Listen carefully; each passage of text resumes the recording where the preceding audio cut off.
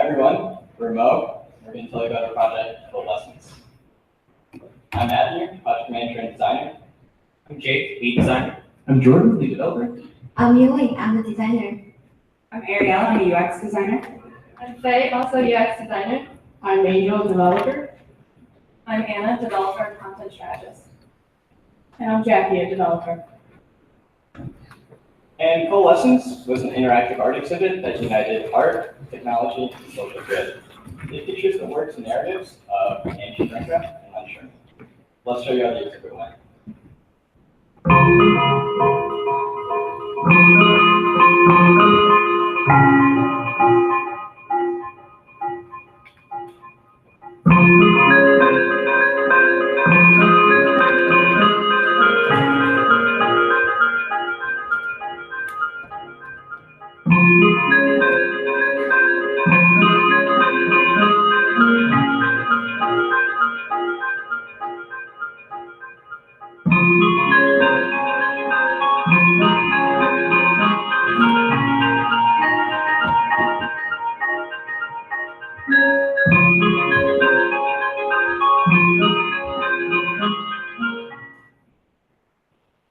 So we chose to use our platform to engage and hopefully instill a feeling of empathy and unity in our visitors by highlighting the achievements of two local Philadelphia community members who sometimes are missed or underrepresented.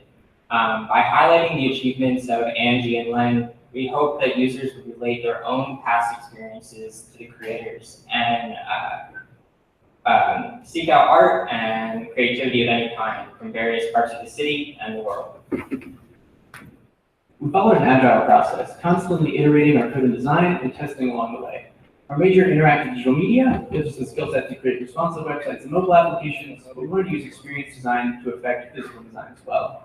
We use a combination of user-centered design, web development, and experimental web technologies to create our enhanced exhibit experience. When developing the visual styling for the exhibit, we looked towards Angie and Len for inspiration because both creators have this authentic and almost nostalgic feeling about their work. We decided to create a layered collage aesthetic that was applied to almost every medium in the exhibit. To achieve this, we created custom and hand-done patterns, textures, and used film photography. The colors red, green, and yellow are significant in Malaysian culture, but we decided to keep the overall palette toned down to better align with many of Len's naturally colored and soothing pieces. Ultimately, we created a styling that created a cohesive experience because it was able to be applied to so many different mediums within the exhibit. The exhibit itself was laid out precisely to first introduce visitors to the artists themselves, learn a little bit more about their influences and their work, and finally add to a collective art piece that draws inspiration from both creators.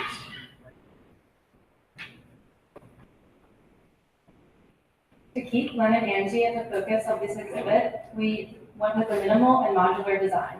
We repurposed coffee tables to house artworks, objects, and posters, and these help divide and define space while not requiring too much physical construction. The posters that went on these structures were slightly more stylized as they mimic designs and colors from our user interface and style guide.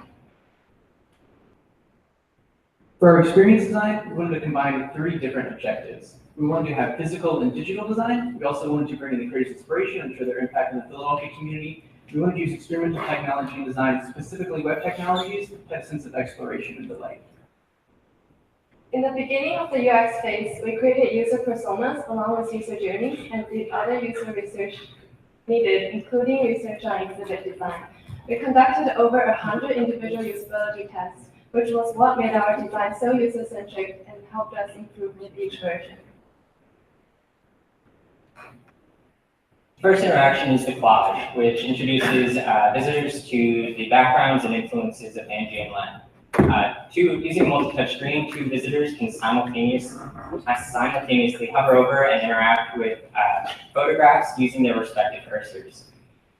Each photograph is a significant person, place, or object to the creators, which users can learn more about on the side cards. We wanted to create this collage aesthetic and use it especially here to highlight the blending of individuals and cultures by bringing both artists' influences into one collective art piece.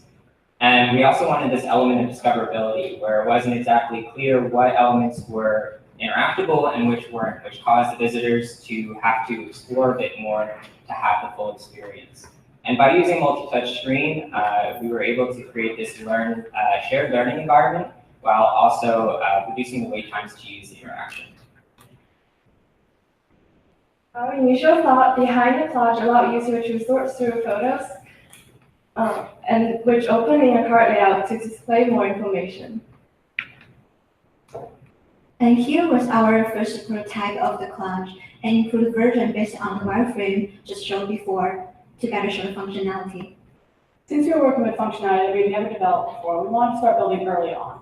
Due to our agile process, we were able to test the limitations of the technology and pivot the interaction to provide the best overall experience for our visitors. Based on user feedback, we changed from our previous design to the current design, but still kept the explorative yet informative experience. After identifying and addressing user pain points, they thought our design was visually more interesting and the interaction was more cohesive. The loom was our second interaction. We designed the loom specifically for its tactility and the connection it provides between lens to different mediums. With the loom, users use NFC technology to connect 4 threads to different NFC readers, showing 1 of 12 of lens paintings. Because we're using a physical chain to change digital projection, there are a few development challenges along the way. Early builds of the loom were clunky and disproportionate, but through usability testing, we were able to modify the structure to create a more enjoyable experience. The loom was difficult to make user-friendly because we were creating something that we had never done before. But by providing our users with instructions and on-screen feedback, we were able to make the process much more intuitive. Our third interaction was the mural. With this design, visitors can interact with the carts in the street market and learn about 3 Malaysian dishes. We wanted visitors to feel like they were able to interact with the things that they saw in the scene. So we decided to use gesture control technology. Through the use of the lead motion sensor, visitors were able to use their hand motions to hover over the carts and view the videos of the dishes. This slide was our very initial prototype of the mural. The concept was that the outlines on the canvas only showed partial information, and digital projection revealed the whole image by filling in colors, text, and photos onto the canvas. And from our original prototype, we modified the design of the mural to represent a Malaysian street scene, again introducing an element of discoverability that allowed users to learn a little bit more about the fruit market. In the beginning of testing the mural, users found the gesture control really difficult to use, but by simplifying these controls, users shared that they found the controls much easier to use. The energy table interaction was the final interaction in the exhibit. It allowed visitors to leave their own personal mark and demonstrated that while we're all different, we can come together to create something new and beautiful. The use of socket.io and JavaScript, visitors could enter a little bit of information about themselves to create a personalized energy form.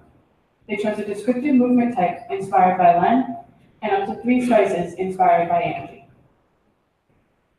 Once their energy form was created, it was then added to the collective energy projection where they could view their energy existing with others. It was also added to the Explorer interaction where other visitors could see the stories that they told. Our initial idea for the energy table was to create a collective weaving. Users chose spices which determined the coloring of an individual strand that was then weaved into a projected table runner.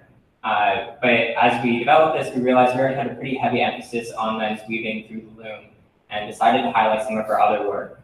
By making this change, we found that users actually felt a more personal connection to their energy forms than they did their strands.